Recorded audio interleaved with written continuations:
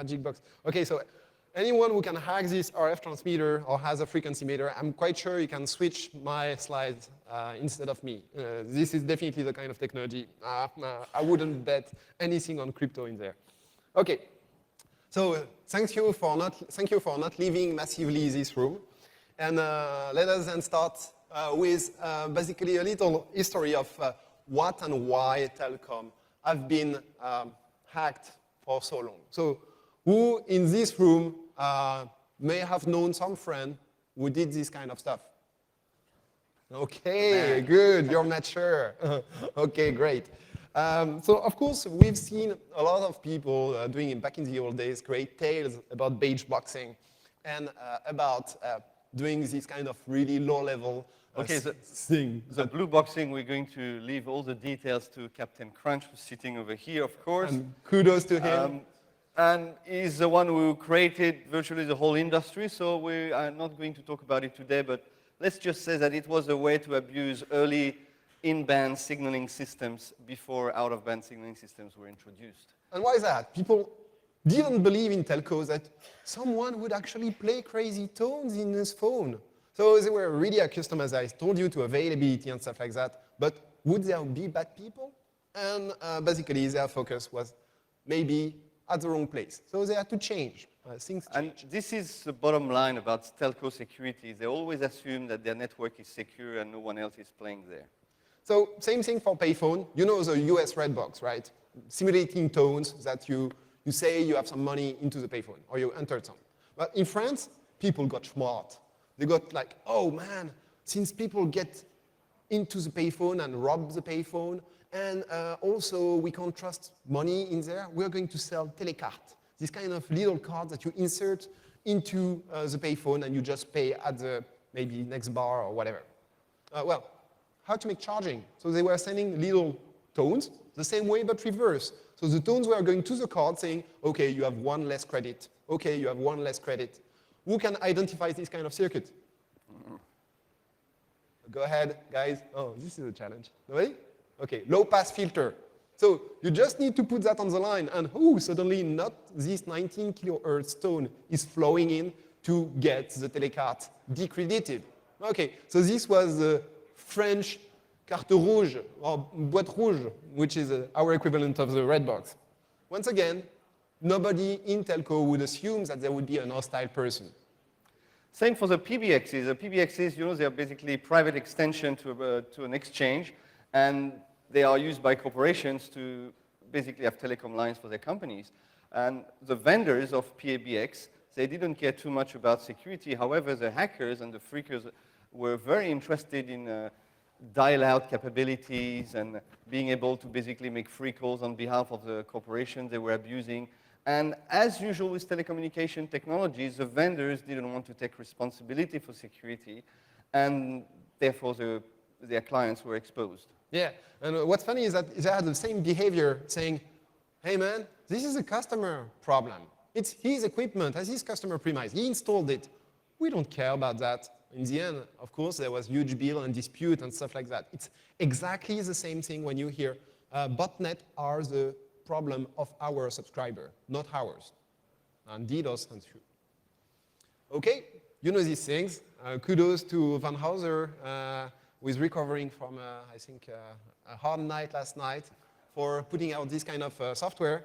Basically, telco were the first victim of this kind of thing because they were the first user of their network. And of course, there were also a lot of remote maintenance terminals in all the telco equipment, and this is still available today. You connect to some strange port, strange IP address, or sometimes through a modem, X25, and basically you reach a maintenance terminal that allows you to control a network element that's critical to the telco infrastructure. These things, we saw it 20, 30 years ago, and we still see it today. Okay, anyone can shout a default login and password for this? No, Raul, you can't say. Okay, now you can say it. Nobody is doing it anyway. Yeah. Okay, Tell us about some Oracle logins that you found not recently. Well, I mean, you still find hosts exposed on the internet with very stupid default passwords like Oracle. For telco boxes, I mean, we're talking about value-added services platforms that are running in the heart of the network, and they're exposed to the internet with a login prompt and an Oracle user with Oracle password. This shouldn't be seen even 10, 20 years ago, and we're still seeing it today. Okay, so some people still believe they are in Teletubbies world. Well, that's the naive stupidity kind of problem that we see. Okay, then there's also a force, a dynamic that says, okay, what you have when you have millions of students who suddenly get cheap access to something new that can enable them to chat with some other people. Well, that's the Minitel, which was basically a great invention in France, which basically motivated tons of people to get free access to their chat servers. And that created quite a lot of people who got into the underlying hacking, X25 hacking. Yeah, and Raoul, we use your slide because it's quite a cool one, the Iran PAC X25 network. We just wanted to briefly mention X25 because most of you here probably don't know what it is, but in the early days of hacking, when internet access was not prevalent, then X25 was the way to go and was the way to access a lot of systems because X25 interconnected every country in the world.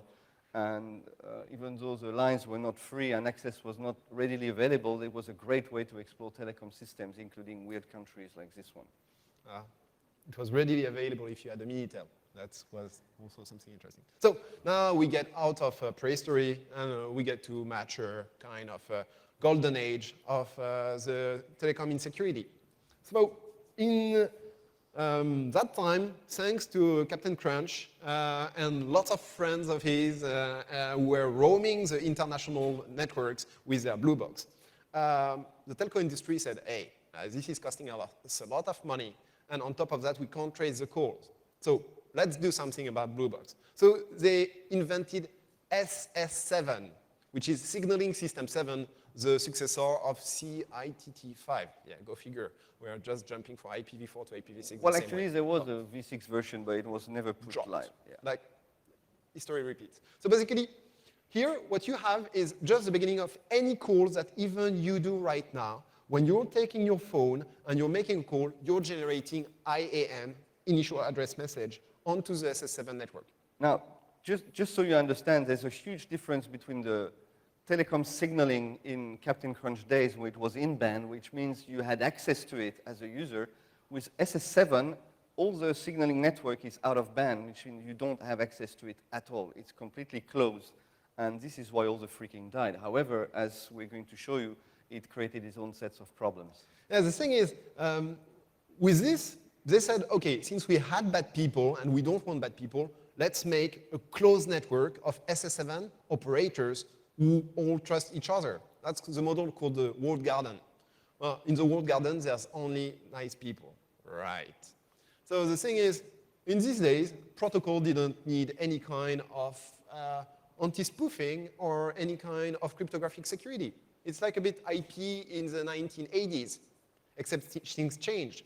In IP, what we know to do is to evolve. In telecom, well, that's a bit of difference because right now, 99% of the internet, SS7 and telecom traffic in the world is still going through this. So you can easily do a denial of service by requesting maybe 100 million calls to 100 million numbers in America to 100 million numbers in France. You just occupy the whole address plan and say, okay, fill it up, provision some capacity between these two countries. And of course, what it does is a crash. So basically, all the denial of services that were discovered with IP haven't really been studied with SS7, and this is why they still apply today, because no real review by the vendors or the players has been, there hasn't been any serious attacks, at least not widespread ones. So here, basically, it's like, okay, now I want for 10 million euro loss per day, the magnificent lack of attacker mindset. These people don't think that there can be attacker on SS7. Oh, now they start to realize that there are bad people doing something because, oops, network crash. what does a network crash, mobile network operator crash cost per day? Direct cost, image, etc. So basically, they didn't think ahead and didn't adapt fast enough to change. Now, same way, things evolved and you're all benefiting from the fact you're roaming from your own country into Malaysia. And then suddenly you need to deal with prepaid. And one thing that happened is that since there's no perimeter defense, or in 83% of the case in all network in telecom SS7 network, there's no filtering at the perimeter level, at the boundary level. So basically, you can inject anything. And you can spoof, for example, a little message, which is called MAP, Mobility Application Part, insert subscriber data. And you insert subscriber data into the mobile switch saying, oh, by the way, this guy who is roaming into your network is not really a prepaid user, he's a postpaid user. So suddenly, I turn my subscription from a prepaid that needs to be validated call per call into a postpaid, which, well, he can consume as much as he wants. He's generating revenue. So here. And because there is a lack of authentication and access control with SS7, and that you can basically spoof messages from one network to another, you could also send normal messages like location update to make a network believe that a certain subscriber is in another country, for example, which will disconnect it from his home network. So you can do basically remote denial of service on any user on any network just by sending a few messages. So I was in India talking to a telecom operator CTO, and I said, yeah, here on this thing, you're not filtering anything on your perimeter, on your interconnections that is bringing 100% of your international roaming revenue. You're not filtering anything. He turns to his corner network engineer and goes like this, what? We can do filtering on our SS7 router, which is called the STP? And the guy didn't even know you could do filtering, all right? There's not even a maturity like the separation of routing and firewalls. It's still the same box that does everything. And most of the time, they don't even know they need filtering. Well, that was the case. So then we get into the marvelous countries and times of 2000s, and where we see a huge development of one kind of security. Yeah, so here we're going to change the topic a little bit and talk about another aspect of security, which is a little bit worrying. As we are showing you in this presentation, we're basically showing that there is a gap in the infrastructure operator security. There's a gap between what the vendor says, what the operators implement, and what the hackers can do. There's a huge gap, which means that most network operators are not secure. However, there's a worrying trend from authorities, intelligence agencies, law enforcement to develop security techniques that are not really meant to protect you or your network, are basically meant to, well, to check what you're doing, to intercept your communication, and we're going to talk a little bit about this.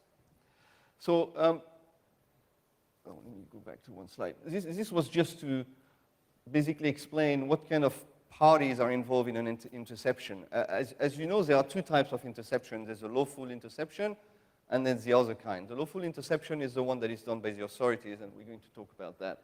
It basically involves court orders, warrants, and also all the technical capabilities of the operators, as well as the interface with the law enforcement authorities. Now, this kind of telecom interception is not new. I think it basically existed since telephone was invented. People wanted to know what you've been talking to each other. Spying is not a new profession. It's probably the second oldest profession.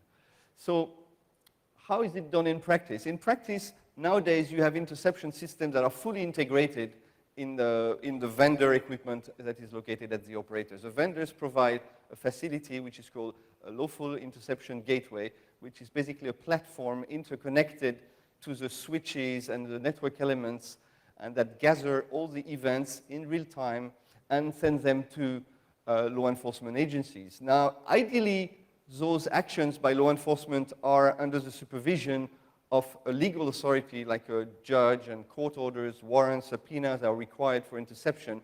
But as you can imagine, it's not always the case. The technical interfaces themselves are not that complicated. You need a certain bandwidth because you're intercepting voice traffic in real time, several channels.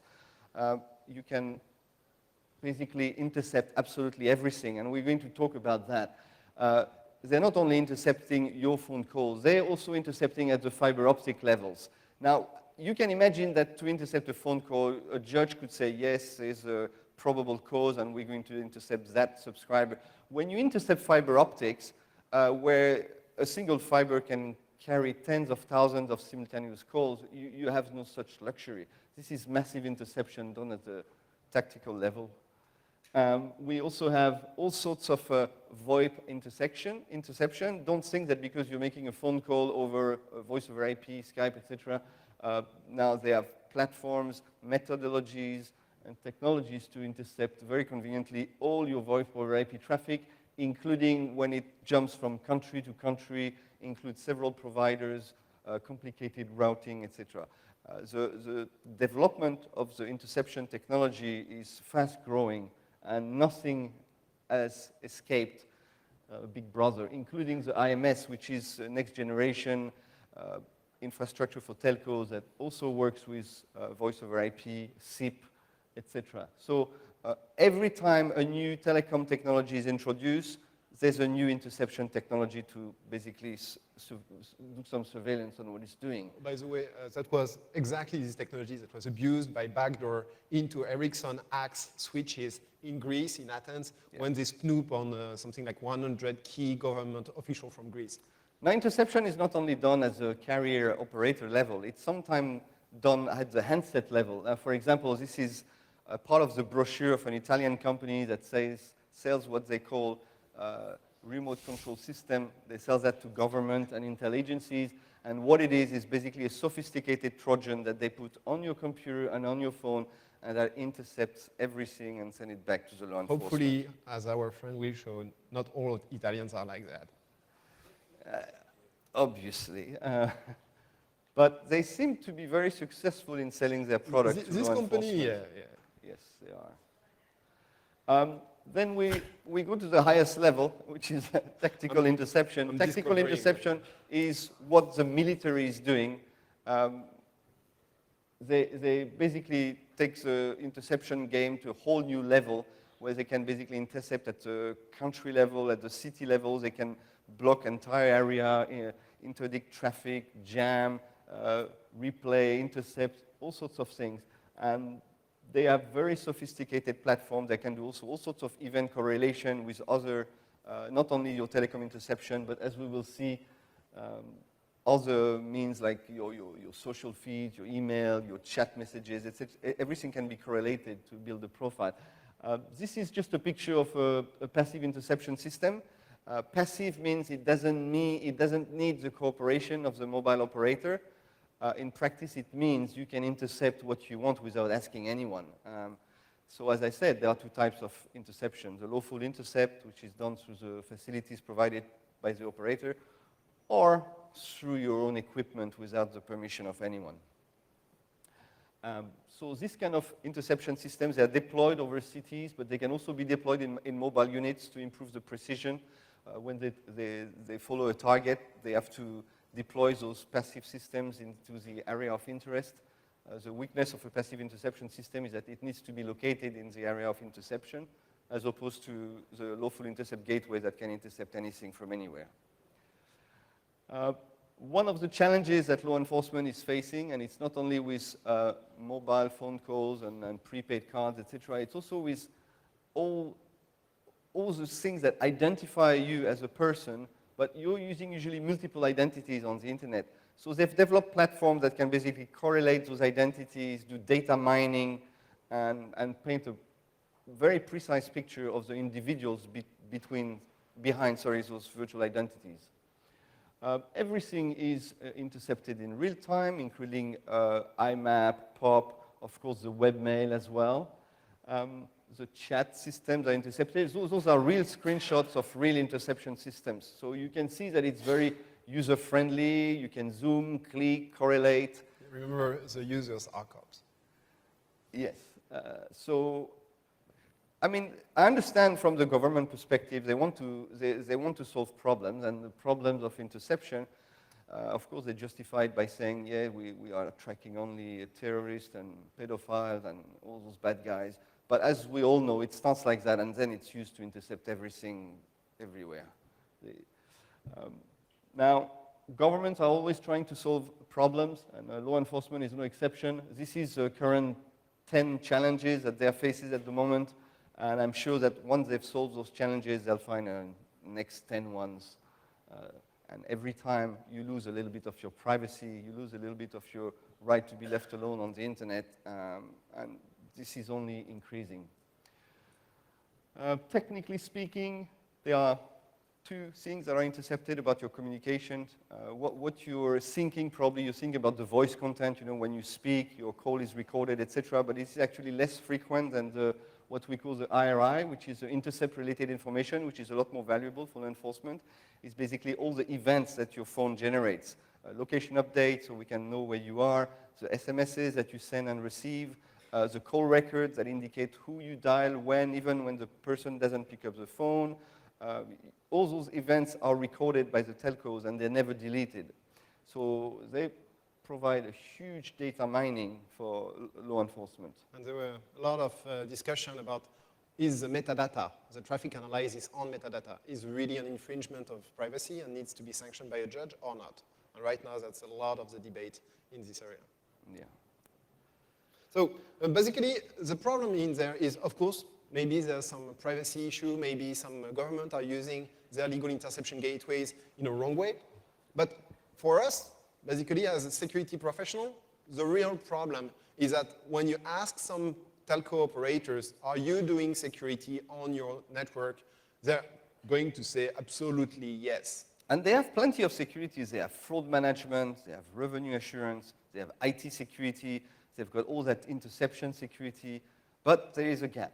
Yeah, because if you ask what is doing interception security to really prevent some people from injecting packets into your core network, nothing. So the thing is, they just created successfully a $1 billion market for some companies to provide services to government, right? And now the real problem is that they're taking this excuse saying, we are doing the work, investing in security, so how could we be insecure? And that's where actually all the normal important security questions go unanswered. Can I inject content? Is my systems that runs the telecom network really resistant or robust and has been first tested? Is there QA on security onto these equipment? All these questions, well, basically go unanswered. And it's a defocus of the management, basically, attitude. So suddenly, you get the operator totally astonished to see that they sustain a 2 to 3 days denial of service, which prevents part or total communication during the attack with their network, and basically they have nothing to protect it. I'm not speaking of having the equivalent of harbor networks, kind of BGP, null routing, or stuff like that at the telecom level. No, I'm just thinking, do you have something that can filter this traffic and let other traffic go through? They don't. So that's what happened in France, where a mobile network operator got a DOS, like a simple equivalent of ping minus F, a ping fluid, on their network, on their SS7 network, and basically were taken offline. And this situation, it's still 83% of the SS7 network and SIGTRAN network, and now the evolution of that, AMS and LTE, which are vulnerable to these kind of things. So then we start to see a little bit of progress. Some people are actually asking themselves, well, there's some kind of issue there. Issue is this stuff can be used for cyber attack. It has impact on the economy. So what can I do? Next thing is that it's not requiring anymore to have these big SS7 access that are super hard to get. By the way, plenty of these hacks were done by hacking into less developed countries through the web interface of the operator, and then from remote country, and then from there jumping to the SS7 controlling node. Now, that's much easier. The marketing department just pushed for the femtocell deployment into plenty of countries, which to the network engineers is a total heresy, because this thing packs much more critical information and gives direct access through a VPN to the network, to the core network of the operator. So once again, the operator goes like this. Man, there's a VPN, a virtual private network, protecting my entry to this. And you're like, yeah, who has the keys to this network? Well, it's in the femtocell. Oh, Okay, and of course the femto cell gets compromised. Here it was a Linux with quite like 2 or 3 vulnerabilities. FPGA access, vulnerable boot, buffer overflow, insecure update mechanism of the firmware, you name it. So that thing, you'd say, okay, people are taking consciousness of that, and then they are going to try to evolve and try to change. Well, that's the problem. In this industry, the change is not as fast into the mindset of security management than into the attackers. So for example, you all know about VoIP catastrophes, like injecting VoIP, sniffing credential, sniffing voice, etc. Okay? Now, with telcos, there's a specifics. You want interoperability, and then with this marvelous interoperability, you have SIP plus SS7, which enable you to inject raw packets into SIP directly into the telecom core network. So of course, that means that you can do anything. The same kind of attack I said, but who can do SIP on the internet with a telco? Now it's everyone on the internet. These SIP trunks are easily discoverable. Okay, so 2010, we're getting a new era, the era of cyber war, ready to cyber, sir. And basically, we're going to see what takes us.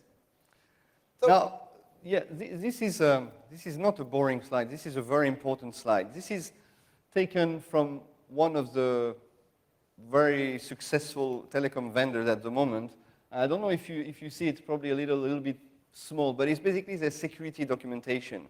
And their security documentation is extremely detailed. It's very thorough. It covers every area of the network, its systems, users, operating system, auditing, etc. You can see they've done their homework.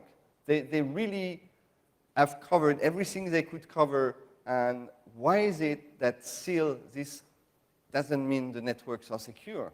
The problem is that the vendors are going to specify a certain set of security rules, but the operators are not going to follow them. Or if they do, they're going to follow only half of them because of operational constraints, because of marketing imperatives, decisions, because of the management that takes the business has bigger priorities than security.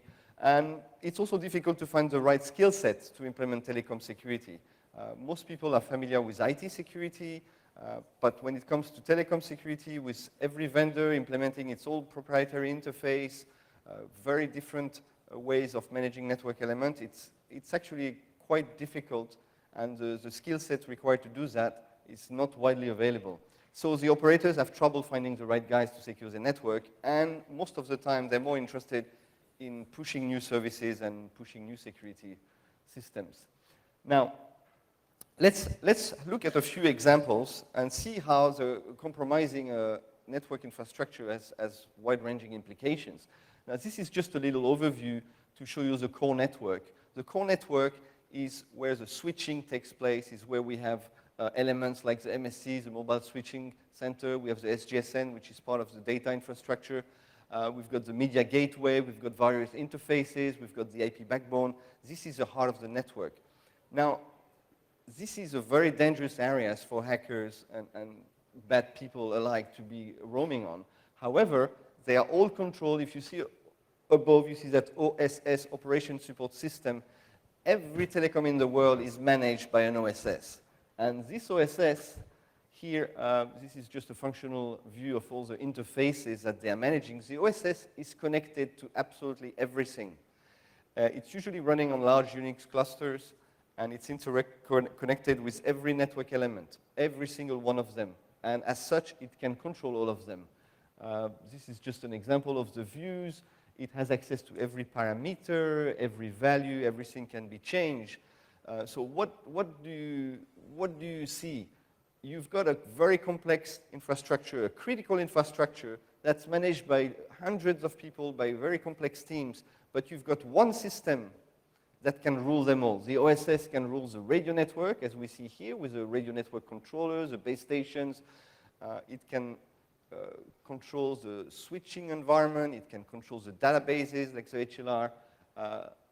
It basically can see everything in the network, every alarm.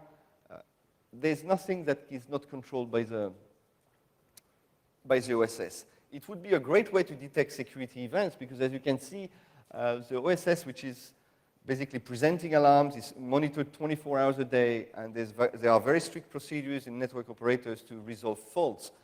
The problem is that security is not considered as a fault, so it never shows up on alarm screens. And what does it mean when you've got access to a system that can control everything? It means you can go everywhere on the network and make your own changes. Here we're looking at an example of interception that leads to financial compromise. Once you've got access to the network operator, once you've penetrated the infrastructure, it's very unlikely that you will be detected because they are usually in the heart of the network. There are no real security controls. So you're able to sniff traffic at will. Now, the vendor of that particular solution in this example is a very well-known vendor for mobile money, and their brochure says that the solution is encrypted end-to-end. They've got many different elements in that system, databases, application servers, Tomcats, etc., and it's encrypted end-to-end. Now, if it's encrypted end-to-end, why is it that I'm able to get the PIN of the mobile money users? It's very simple, because we are sniffing the SIG-TRAN part of the network. We are sniffing the SS7 traffic. The vendor never considers that. The vendor considered that SS7 traffic is secure or whatever they think. But we basically see the traffic. This is USSD traffic. You know, when you send those codes over your phone, well, we can simply follow the TCAP transactions, reconstruct the traffic, and basically intercept a PIN code, which then we can use to conduct mobile money operation, empty people's accounts, and steal all their money. So it's a shining example of why a secure solution, once deployed in a telecom infrastructure, can be made insecure because of the SS7 traffic that can be intercepted.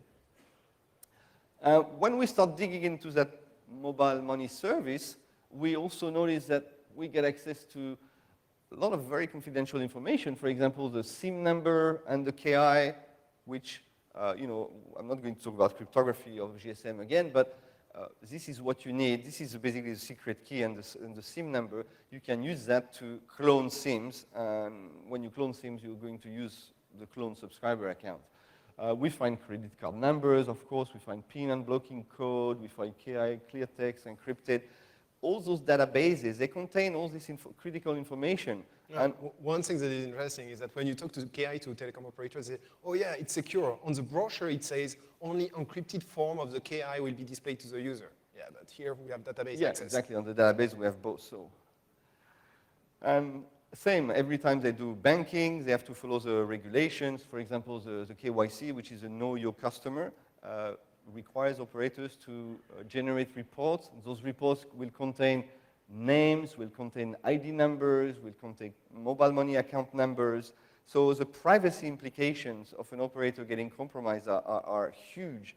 All your personal information is stored on those databases. And sometimes even the vendors themselves are not secure. This is an example. This is still the same mobile money vendor, and I've hidden their name not to shame them, but they give each of their clients a software repository to update the infrastructure. Now, the client we were working on is masked out, but all the others, we had access to them. We were able, we had access to Cellcom, Citibank, DZ Bank, Telefonica, all those very important banking and telecom operators. We could basically go in there, modify the software repository, and backdoor all their systems, intercept all their money. So it's unbelievable for a financial company that is deploying live financial services to an operator make mistakes like that. And we see that all the time. And of course, once you have compromised the mobile money system, it becomes a simple SQL query to add yourself money. So you can generate as much money as you want in your phone, and you can use it to pay stuff, transfer, etc. Other information that are in those telecom systems, when they have an LBS, the location-based server, then you can basically spy on everyone's location. Now, the mobile operators always know your location, but not always as precisely as you would think, because they only kept the cell ID and the location area code, and the accuracy of that in an urban area is about 100 meters. However, when you start to do triangulation, when you put timing advance in the mix, then the accuracy is greatly improved. And nowadays, of course, with GPS in your handset, you have even more precision. But this has very sensitive national security and privacy implications when you can basically track where people are in real time. When you compromise other systems, like for example, here we're compromising the IN voucher system, you're able to counterfeit money. The IN is a platform that runs a prepaid. The prepaid is, the phone you've got in your pocket with that credit that you recharge. Well, that credit comes from vouchers, and those vouchers can be adjusted, or you can even print your own batch, which is the equivalent of printing money. You could print, millions of vouchers. They would be recognized by the system, and the telecom would find out 6 months later what happened, if ever. The problem about this is that they were used to that because all their employees were routinely checked and some were caught doing this kind of action. Now the problem is that we're seeing this stuff getting hacked remotely and then popping up on some underground forum to sell by thousands of them. This is a very important point, actually. Before it was all internal fraud, now we're seeing external attacks. The ecosystem of attackers have matured into some ecosystems that benefit not only from fraud, but benefit from security attacks, which is different. A fraud, you're going to mitigate it when it becomes too big. This kind of attack, it happens once, you're dead. You don't know which vouchers or which HLR subscriber were compromised. Now, the SMS, as you know, very often the SMS they're used with one-time passwords, secure authentication. You connect to your bank, and they send you an SMS with a PIN code or whatever that you use to log in, and you think it's secure because, yes, this is an out-of-band network. It's not the same channel as my authentication vector. It's got to be secure, right? I mean, it's encrypted over the air, the telco is secure, but no, actually, once you are in the telco infrastructure, the SMSC, which is a store and forward platform, which means the SMS will be stored in a database at some stage, they can be easily intercepted in real time. So all an attacker would have to do is basically intercept your PIN code in your one-time password transaction and use it before you do to compromise the whole chain of that so-called two-factor security. By the way, that's what Google relies on to secure your access. And in the beginning, we spoke about remote maintenance terminal, and they are still all over the place in telecom infrastructure. There are many ways to access network elements. The most common way is what we call the O&M, operation and maintenance access.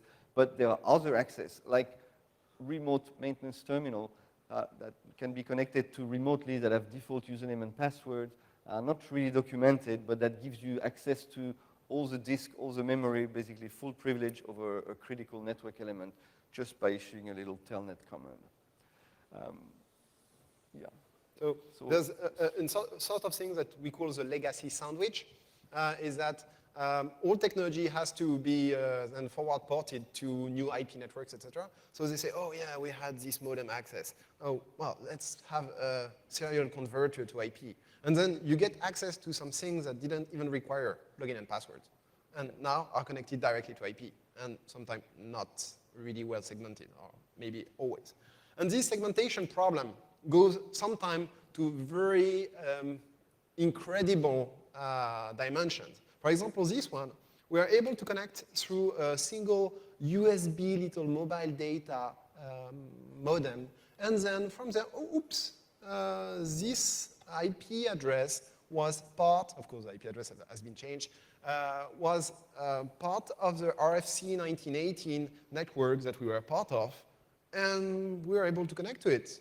Okay, so a class A network is still a big chunk to scan, even with lousy downscaled 3G connection, but it's totally doable. And by there, suddenly, oh, what can we get? Port 2905 on HTTP, that means SS7 M3 UA connection. And with that, we're able to do connection to the SS7 core network from a mobile connection, from the operator itself. Basically, you can inject your own messages just with this. So the consequence of it is that you can do, once you have this kind of access, there's no limit on what you can do by injecting messages. Okay, and this is still old technology, but you can access here through these new access ways. So just by simple lack of filtering, there's this problem. Now, the only thing that was really limiting our attack is that this kind of network requires timing window so that if you don't receive in that many milliseconds the response to that message, then the message is cancelled. But since we had sometimes lousy connection, the attack was not going through. But here, basically, that was not a security mechanism that was preventing you from doing that. It was like availability or efficiency mechanism. Now, do not underestimate the ability to inject your own SS7 messages, because as we explained during this speech, they are fully authenticated, fully access controlled, and there are techniques whereby we can shut down critical elements like an HLR using a few SS7 packets. It means it would shut down the entire network, and you would be able to maintain the denial of service condition. Now, if you're able to shut down all the networks of a country, you've got a serious problem. It's strategic, it's very sensitive. Well, and it can be done with a few packets using your mobile phone. So the big question for SS7 is, everybody's telling us, yeah, but how do you get access? It's very, very hard. Here we saw definitely that with a simple USB 3G modem, you could get access to some of it.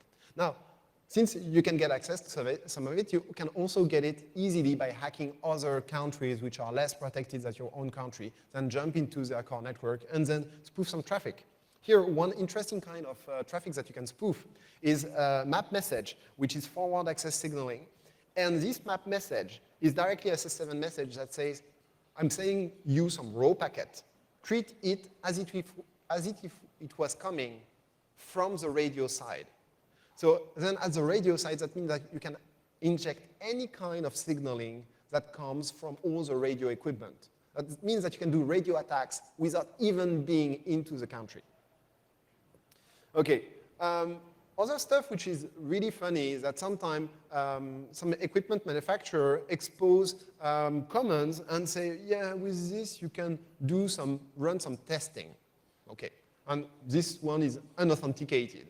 So you're like, okay, if it's just testing, what's the point? And what does it exactly do? It sends a pseudo message with your own pattern onto the wire.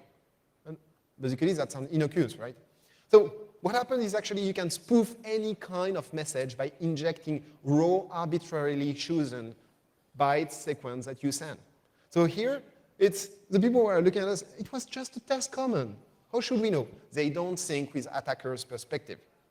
So even when they are confronted with some stuff, they are like, no, cannot exist. So in this case, around 2010, there's a Caribbean operator that noticed that his outgoing traffic to the internet is greater than its incoming traffic from its own subscriber. Fishy. And then they discovered that basically the normal customer traffic of the customer was flowing to the internet, but at the same time there was a copy of the traffic encrypted sent to a known IP. So this kind of thing means basically definitely backdoors, and that were confirmed into the equipment. So we start to see that even there's some very big compromise into the network. Compromise from the equipment vendor, possibly, or compromise from external attackers. Here, that was really the turning point when in 2011, there was basically a MNO that was attacked, and the chunk of his HLR database, so everything you need to create card clone, was sold on the internet in underground forums. So that means really now there's some people actively, remotely attacking and doing that. Then you could say, okay, this stuff is quite critical, so we really need to have some robust stuff. So the kind of software we're talking about here is a Nokia Siemens network HLR, so the heart of the network.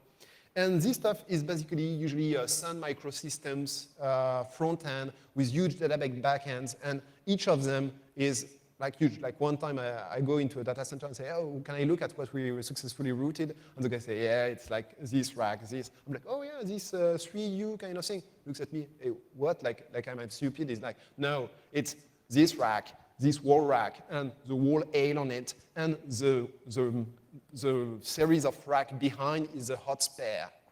All right? These things are huge, and yet they didn't even do some first testing onto their software stack in order to see if it was robust to random. We just sent random, and this was crashing the machine. Okay? So they need to believe that nasty things can be done and will be done on the network. It's not if, it's when. Some people is going to, for example, send some GTP creation of GTP tunnel. So that's every time you go on data session with your mobile, you're creating this GTP tunnel, but you're not supposed to be doing it yourself. It's the equipment of the manufacturer. So what happened is that we found on one operator that it was easy to create, like there was insecure tunnel creation that was still possible, and you could connect as anyone to any kind of network connected to the operator. And in there was one network which seemed funny, which was actually the geolocation M2M network for police, for these little bugs that they put under the cars that are GPS connected with GPRS. And then we connected them to one of the machines that was supposedly receiving a lot of traffic. And basically that was a Windows server that actually were collecting all the location of all the suspects with this little GPS tracker under their car. And then from there, hacked into it, basically an insecure Windows machine, and so all the location of all the different suspects that were being tracked by this national police. So here, we're like, whoa, this is big. Then next thing we tested, can we do it with a normal phone? And actually we could. And actually what was even funnier is that when you took this little GPS tracker, you could have see the technical settings of APN and stuff like that onto this kind of thing. So you take out the SIM, put it into USB modem, and connect straight to the network as basically the person being tracked. So as a suspect, I could see all the other suspects. Okay, good job. Direct implication of basically what can be done. Suddenly, you need these kind of little things to make the management jump, because otherwise they're like, yeah, it's technical, I don't care. And one thing that was interesting is that we could do many types of different really bad stuff with GTP tunnel and GPRS tunnel. But that got them really scared. What? You can spoof fake charges? You can pretend that someone consumed something he didn't? And they didn't care even about denial of service. They didn't understand that. But fake charging? Oh my God, this is important. Okay?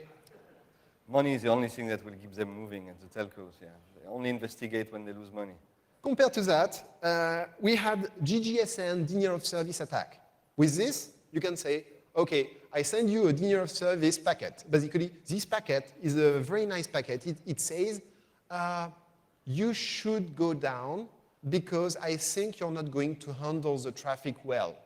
And the GGSN goes, oh, all right, then I will go down and shut down. And that's one packet, unauthenticated. If you create a GTP tunnel, you can do that. So management was not really interested by that. Then we really had to go to the next level. SGSN equivalent of this attack was actually sending the same kind of packet, but to the one destined to SGSN. But then what you do is not denial of service on one network, is denial of service onto one part of the country. Because with this, you basically are sending a packet that says the SGSN, which serve all west part of Paris, is going down. And okay, then they started to understand that there was a problem. Problem also is a problem of scope. The SGSN and GGSN are part of one very obscure network. Who has heard in this room about GRX? One person, two persons. Okay. So GRX is basically what interconnects all GPRS networks. Yeah. This is why you charge so much when you roam. That's why there's even an option on your Android phone saying, don't connect to mobile data when I'm roaming. Okay? And this GRX network interconnects all the telecom operator at the packet level, at IP level. Well, with this packet that we have, since we've seen so many unfiltered access onto the telecom operator incoming connection to the GRX, then you could send this to worldwide amount of SGSN and basically DOS the world, right? So we are not talking about some theoretical attack. These things really go down and they're really unfiltered and you can actually test it with not much difficulty. Of course, you normally don't do that if you're on the good side.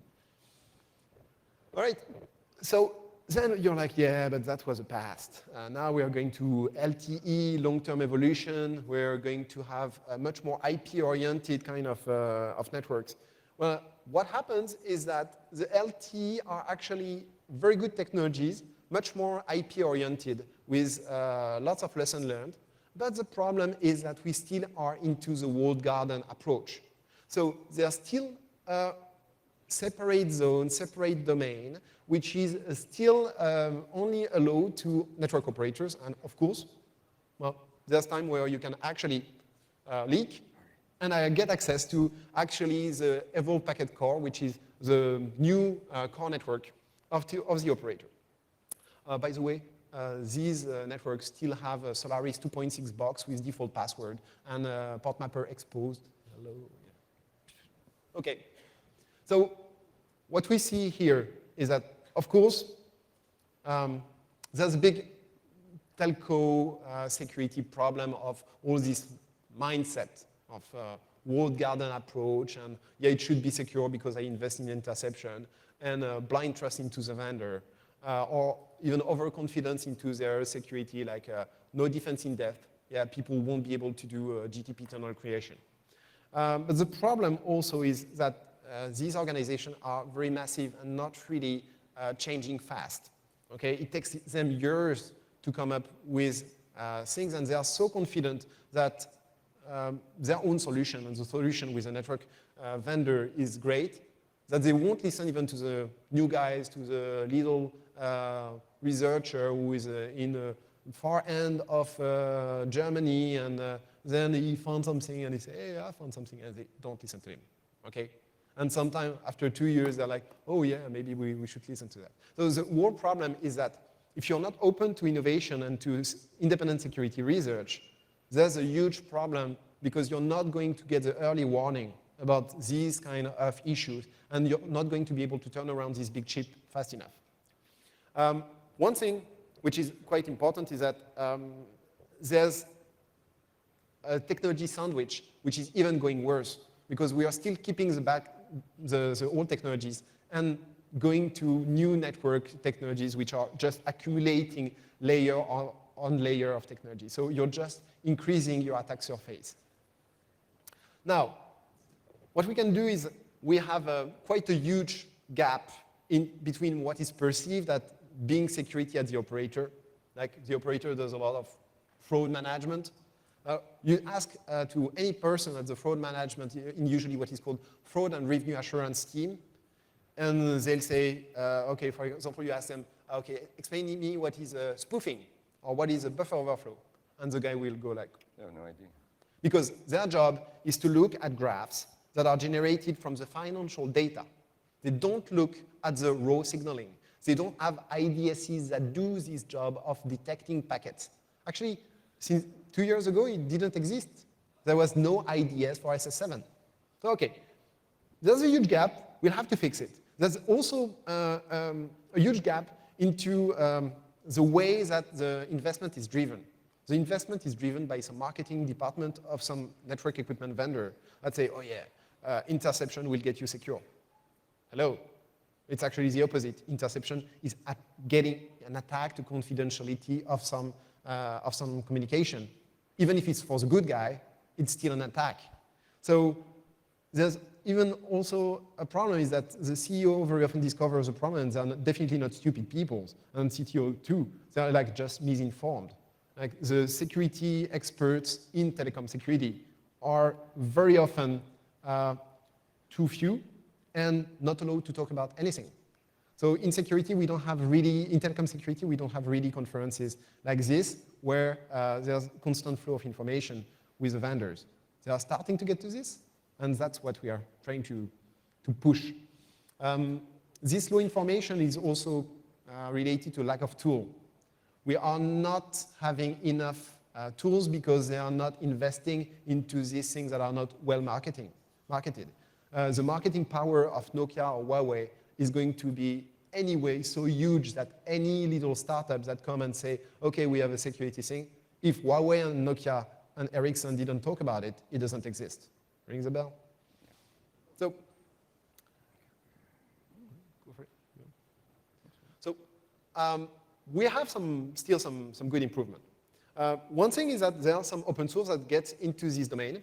So we'll definitely, for example, single out Osmocom group with Harald Welte and Sylvain Munot and all these people are doing an awesome job into opening this domain.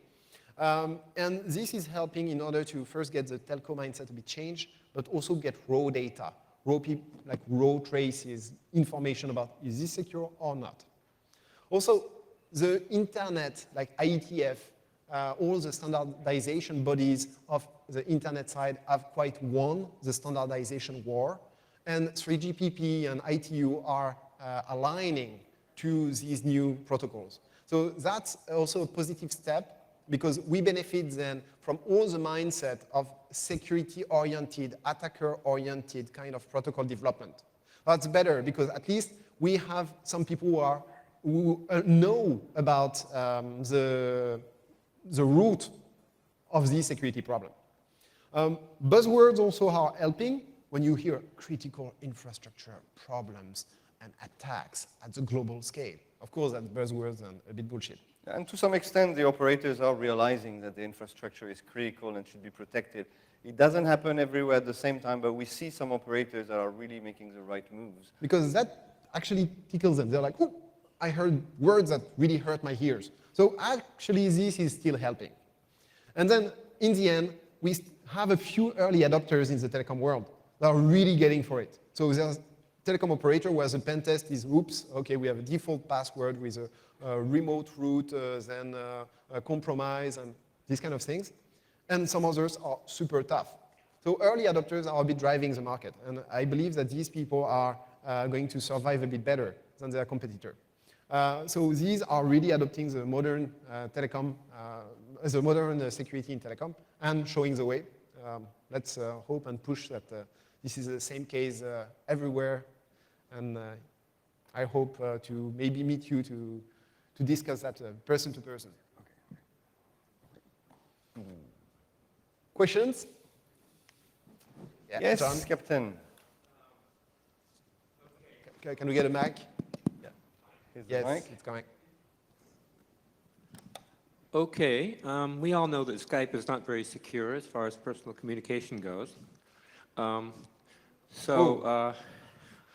did you say? You said we Skype. all know Skype that Skype is not very secure. Well, especially since Microsoft bought it. Yeah. Yes. Yeah, that's for sure. There goes the neighborhood. So let's say I give myself an SSH connection through a SOX proxy SSH tunnel, and now my IP address is somewhere in the USA, and all of my traffic goes through the SSH protocol, which is secure. How safe is that? I've often wondered that.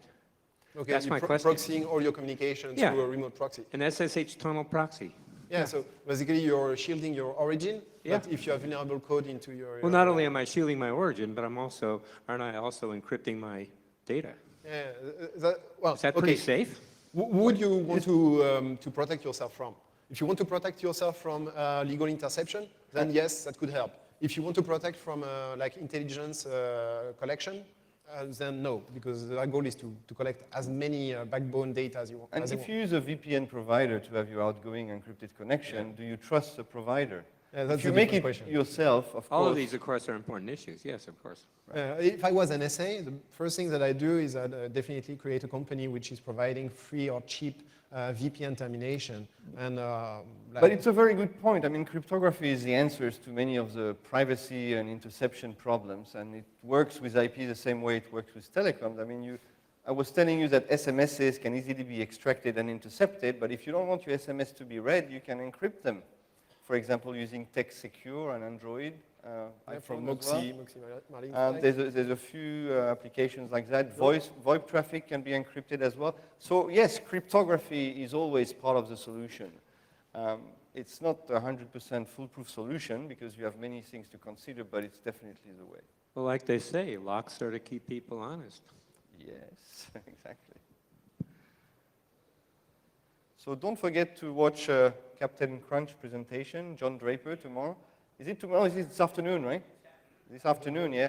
And he's going to give you a lot more detailed view on the phreaking and the early telephone hacking, and Okay. I'm sure it's going to be One mic fascinating. to Emerson. One more question there? Yeah. Oops, hello. This isn't really so much as a question to you. I was watching your talk, and I've decided that I've written a 3-point evil marketing plan for telco security. Oh, yeah. This is They showed us. well. So what we do is we find a country that is nominally a U.S. enemy. We DOS the entire infrastructure of the country. All the Western operators then subsequently panic. And yeah, loads of money for everybody. Okay, You'd be surprised how close we are to that situation already. Because you don't need to do that because some people are actually doing attacks. And the thing is, in this industry, people don't talk. It's not like there's not yet the full disclosure epiphany, right? There's still like, don't hear about it. You never hear about this stuff. Trust me, it happens.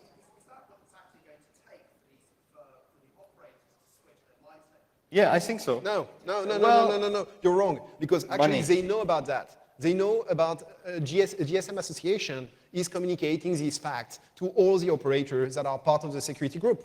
But the thing really that hurts them is if it gets the press.